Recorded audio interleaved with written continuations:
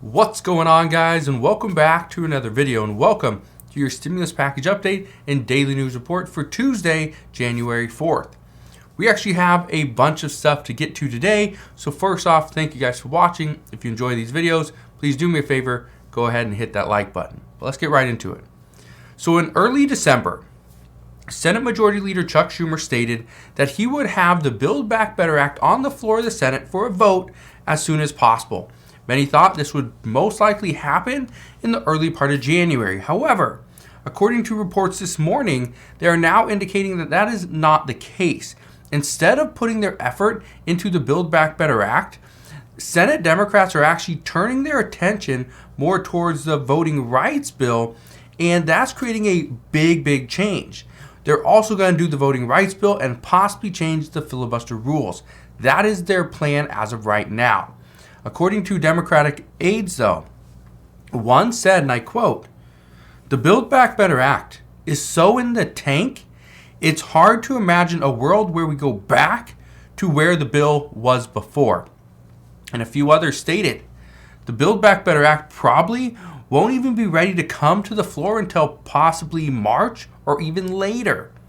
And Democrats worry that when the bill finally does hit the floor of the Senate, and they expect the bill to go back to the House, get renegotiated, and pass through the House first before it comes to the Senate, they expect when it finally does hit the floor of the Senate, the bill is going to look unrecognizable to the original Build Back Better Act. Also, the reason for some of these new delays is actually because of another bill that Congress did pass not that long ago. This bill was a continuing resolution bill to keep the government funded until February 18th. Because in February, and I completely looked over this, but Congress has to address the new government funding bill before the resolution expires. So what I can tell you is for the month of January, as it looks right now, the Senate is going to focus on voting rights. In February, they will focus, especially the beginning of February, more on the continuing resolution and getting the government funded for the remainder of the year. Then, the end of February, that's when we could potentially see them go more towards, all right, how do we get this Build Back Better Act passed? So again, this is why some aides are saying it might be March or later before we ultimately get the bill in the Senate. Now, one of the things I want you to keep in mind is that multiple Senate Democrats have actually pushed to see Senator Joe Manchin vote publicly on the Build Back Better Act, as Senator Bernie Sanders is one of those people. However, according to Senator Chuck Schumer, he says he doesn't want to go this route because, according to private discussions, he has said forcing a vote on somebody hardly ever works out, and it makes it even harder to get them to vote later on. So he is pretty much saying, no, we're not going to force Senator Manchin to vote publicly on the Senate floor because it's going to make us look bad, and it's going to make passing any additional bills later on that much more difficult. So we'll see what happens there. But according to reports, it's because of all the stuff that's happening. This is, according to the reports, is the reason why Democrats are floating just different ideas to try to get Senator Joe Manchin to publicly agree to something. That's their goal, public agreement. They say the reason for this is because if Senator Manchin publicly agrees to some provisions, then they can easily use those provisions, those agreements, as their way of getting him to bend. So they're pretty much setting up a fight against Senator Joe Manchin at this time.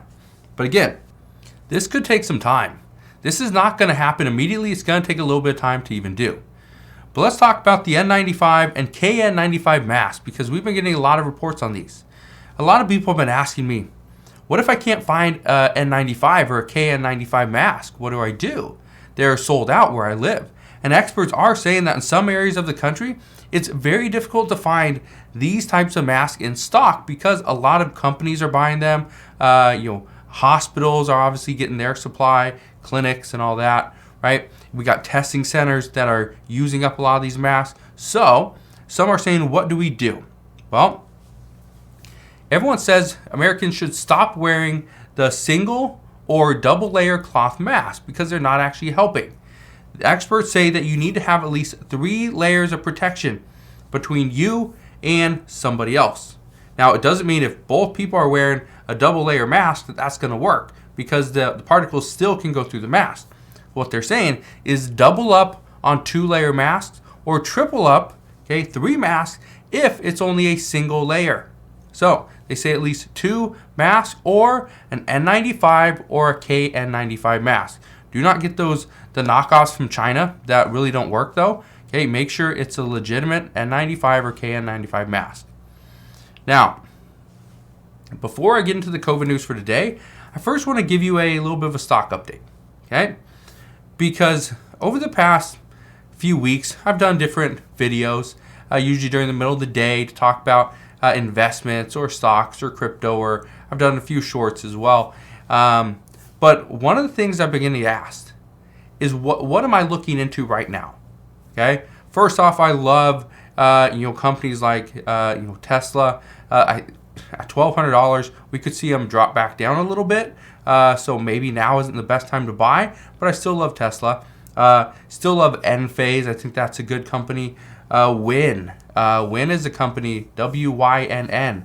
They're the casino, resort down in Las Vegas. I really like Wynn. I've always liked them.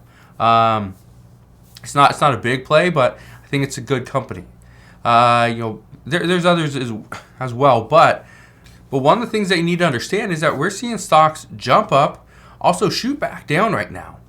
But we're also seeing small cap companies, they tend to get hit harder than some other companies. Especially that's kind of the trend that's been happening lately. But here's something I want you to look into. At the end of every year, there's something that a lot of people do that's called tax loss harvesting. And this year was no different. Many companies saw huge spikes throughout the year. And if you bought on one of those spikes and it just came tumbling back down, you could take that loss. You could take that tax loss. Now, the reason for that, there's a lot of different reasons for it, but offset some of your earnings as well. But one of the things that you need to keep in mind is that many companies saw massive dumps towards the end of the year. And a lot of this is because of many investors dumped the stock in order to take the tax loss, to harvest that tax loss. So here's what I'm doing. I'm evaluating multiple companies, a lot of different companies, to see which ones I believe investors are going to jump right back into when they can. Keep in mind, an investor cannot jump right back in. They have to wait 30 days since the time that they dumped the stock in order to get that tax loss, or else it doesn't work.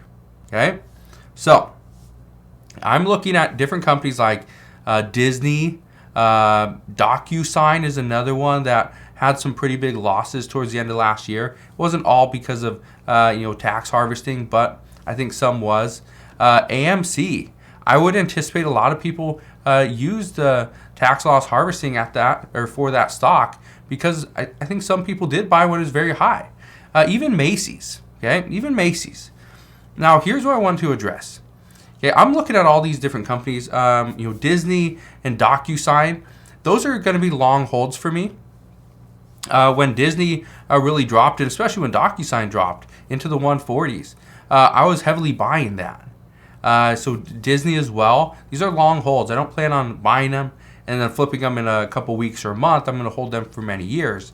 AMC. This would be more of a momentum play. I hold. I probably have between 50 and 100 of AMC. Not a lot. I hold it just because, the whole diamond hands movement, right? But other than that, it's pretty much just a momentum play. If it runs back up, I'll probably sell half my position. Something like Macy's, more of a quick flip. That's something that I bought into just recently, and I'm just gonna hold it for a little bit. Make probably like my 5% on it, and then I'll just get right back out. So it's not something that I'm in love with Macy's, but if I can make some money, I'm going to do it. So let's get into the COVID news for today. The United States reported over 1 million COVID cases yesterday alone. This is the single biggest day we've had of COVID cases by almost 500,000 additional cases. But the good news is that the deaths are still relatively low according to experts at only 1,692. So health experts are saying that this is a silver lining, is that the death rate isn't climbing at the same rate, because this would be staggering and this would cause a huge concern. So we now have a 7-day average of over 480,000 COVID cases. And according to hospitals, they are saying that roughly 2/3 of the patients that they are admitting for COVID are actually coming in for something completely different, which is very interesting. This is also a huge shift from what we've seen last year when we were dealing with the Delta COVID variant. We also know Pfizer now has FDA approval to provide their booster shots to 12 to 15-year-olds. So that's good news there. We still have an additional, we don't really have any additional updates regarding the vaccine for children under the age of 5 yet, but according to health experts, they believe we should have better results in a matter of months. Now, I want to give you a little bit of some interesting news that came out today. What we are seeing is that many retail stores have actually started closing down a little bit early at night. And the reason for this is to provide more adequate cleaning for their customers. I've seen so many reports of people that said, I was never around somebody that had COVID. How did I get it?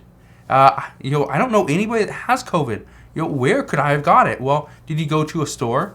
If so, that could be where.